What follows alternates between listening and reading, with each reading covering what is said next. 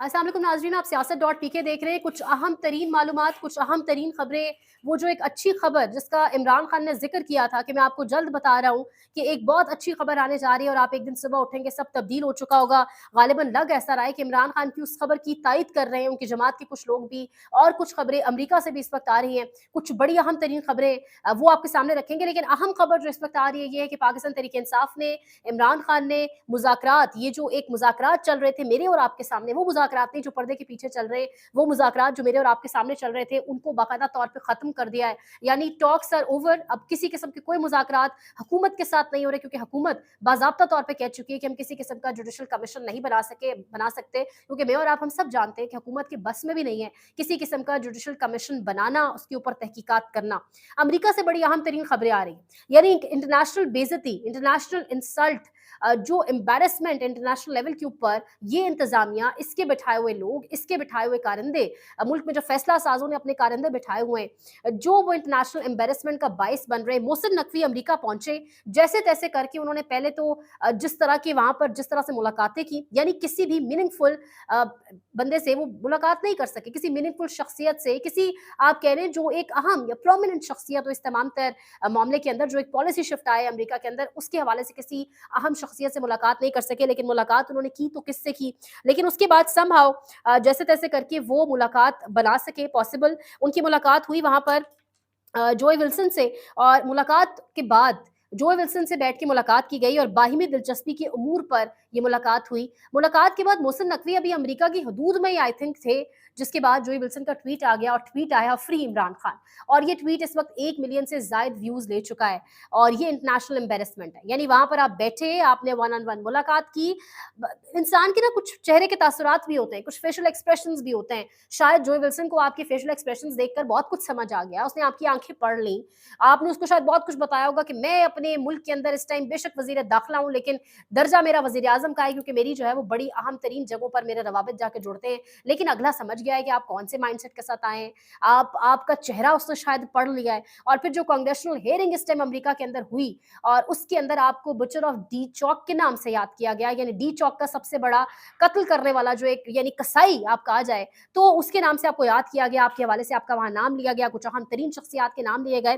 तो डेफिनेटली फिर मोहसिन नकवी के वतन पहुंचने से पहले ये ट्वीट सामने आ जाता है। अब मामला सिर्फ इस ट्वीट तक नहीं रुकता, यहाँ पर मैं आगे बढ़ने से पहले अगर यहाँ बात करूं तो वजाद सईद खान और डॉक्टर मोहित पीरजादा, यानी ये वो लोग हैं, बड़ी बहादुरी से, बड़ी जुर्रत से इन्होंने मुकाबला तो किया फस्तायत का, जो निज़ाम के अंदर जो बर्बरियत है, उसके साथ साथ मुल्क से दूर, अपने वतन से दूर बैठकर जिस तरीके से इन लोगों ने आवाज़ उठाई, जिस तरीके से उन्होंने बताया कि गलत जो ओहदों का इस्तेमाल है पाकिस्तान में वो गलत तरीके से हो रहा है, तमाम तर मुलव्वस अनासर के खिलाफ इन्होंने आलमी सतह के ऊपर आवाज़ बुलंद की, और अमरीकी कांग्रेस के सामने इस मामले को उठाया कि पाकिस्तान में किस तरीके से अबडक्शंस हो रही हैं, किस तरीके से पाकिस्तान में जो इंसानी हकूक है उनके खिलाफ वर्जियां हो रही हैं। अब मामला सिर्फ यही तक नहीं रुकता, वजाद सईद खान ने तो ये तक कह दिया कि ना home feels no more like a home, कि यानी मुझे पाकिस्तान में होना चाहिए था, मुझे यहाँ नहीं होना चाहिए था, लेकिन मेरा जो घर पाकिस्तान है वो मजीद मुझे अपना घर नहीं लगता। Out of water here in Washington. I really shouldn't be here.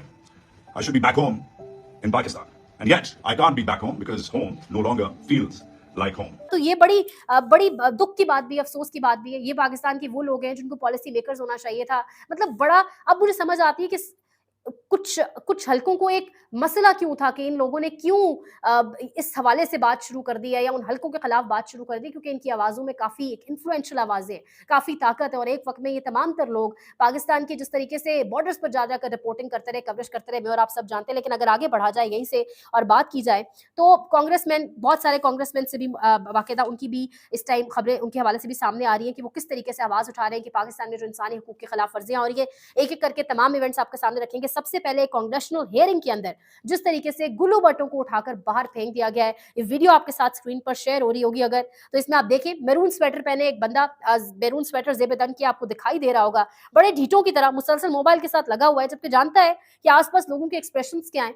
और एक इर्रेलेवेंट शख्स है वो उस तमाम तर महफिल के अंदर, लेकिन फिर भी वो वहाँ पे बराजमान है। फिर उसको किस तरीके से बाहर निकाला गया, और निकलते हुए किस तरीके से उसको एक हल्का सा टक्कर भी हुई किसी कुर्सी के साथ, एक चीज के साथ, बिकॉज पैनिक, एम्बेरसमेंट। और क्योंकि ये वो लोग हैं जो इस निज़ाम के रखवाले थे, जो इस निज़ाम के हिमायती थे। कांग्रेचुनल हियरिंग जिसमें बात की गई, जिसका टॉपिक था human rights crisis in Pakistan, उसके अंदर ये कैसे बैठ सकते थे, सवाल ये उठा। और इस वजह से इनको वहां से बाहर निकाल दिया गया। अब मामला सिर्फ यही नहीं है, पाकिस्तानी हुकूमत ह्यूमन राइट्स की खिलाफ वर्जियों की मुर्तकिब हुई है और इस हुकूमत ने 26 नवंबर को पुरअमन शहरियों पर हथियार का गलत इस्तेमाल किया, जो नाकाबिले कबूल है। ये एक कांग्रेसमैन की स्पीच आप सुनिएगा। यहीं से अगर आगे बढ़ा जाए तो हम इमरान खान और सियासी कैदियों की रिहाई का मुतालबा करते हैं। कांग्रेसमैन ग्रेग कसार की जानिब से ये कहा गया, censure human rights in our U.S. policy towards Pakistan, asking for the release of political prisoners, including Imran Khan.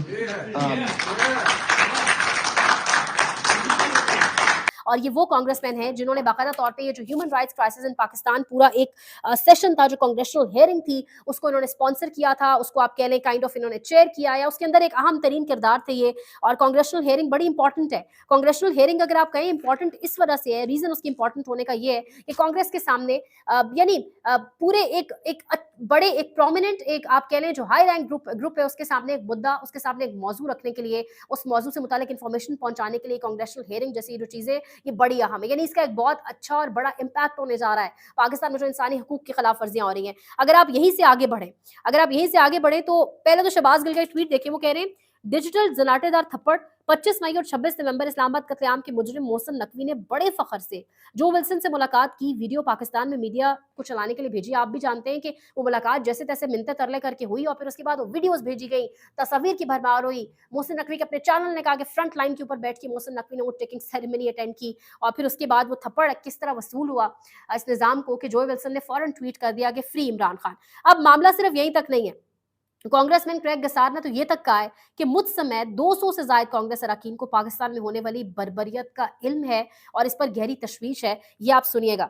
No matter who is prime minister, the Pakistani government must uphold its human rights obligations and strengthen its democratic institutions.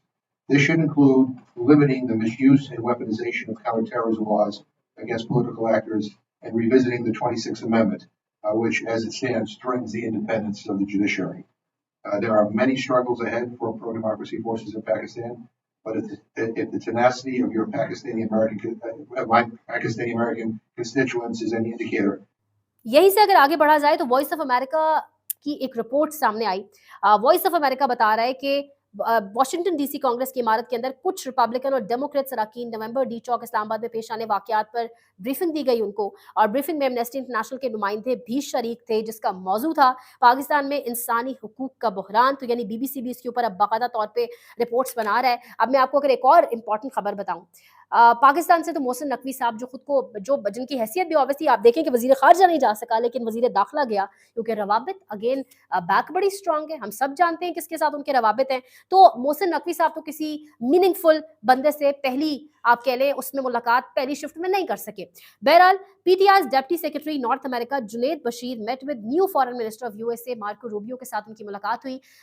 यानी उनके जो नए foreign minister है, नए वजीर खारजा हैं। आप जानते हैं ये जो वजीर खारजा होता है, ये जो वजीर खारजा है, जिस तरह ये जिनकी मैंने बात की, ये डोनाल्ड ट्रंप का ऑब्वियसली आंख होगा, कान होगा। मतलब डोनाल्ड ट्रंप की फॉरेन पॉलिसी क्या होगी, पाकिस्तान के हवाले से मेज के ऊपर डोनाल्ड ट्रंप ने क्या क्या रखा हुआ है, पाकिस्तान में ये जो मौजूदा निजाम है इसकी, तो ऑब्वियसली बड़ा अहम तरीन शख्स एक होगा जिससे पीटीआई के डेप्टी सेक्रेटरी नॉर्थ अमेरिका की बाकायदा तौर पर मुलाकात हुई है। तो ये तमाम तर चीजें बड़ी अहम है। फिर डॉक्टर मोहित पीरजादा ने जिस तरीके से वहां पर बात की, फिर जिस तरीके से वहां मुतालबा किया जा रहा है कि 26 नवंबर जिन्होंने करवाया, जिन्होंने हुक्म दिया, उनके खिलाफ बाकायदा तौर पर एक कार्रवाई शुरू की जाए। तो ये एक सीरीज ऑफ इवेंट्स है।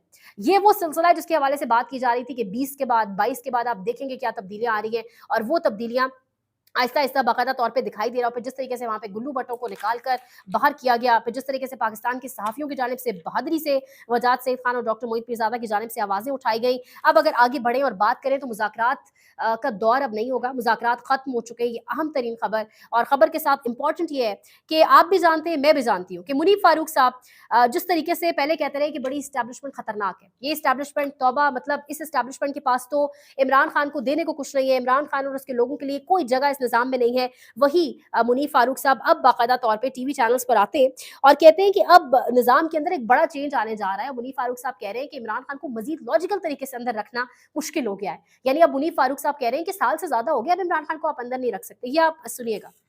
तो लॉजिकली तो मुझे इमरान खान साहब की रिहाई नजर आती है कि ठीक है, एक वक्त गुजर चुका है। मुझे तो खैर पिछले साल के एंड से ये लगता था कि यार اب ایک وقت گزر چکا ہے, اب اور کیا کرنا ہے یا کتنا رکھنا ہے. پھر بیچ میں شروع میں کیسز میں ان کو بڑے ہریڈلی سزا دی گئی, خیر 2 میں کوئٹل ہو گیا, ایک معطل ہو گئی, پھر بیل بھی ان کے سارے کیسز میں آلموسٹ ہو گئی, لیکن پھر گرفتاریاں ڈالی گئی.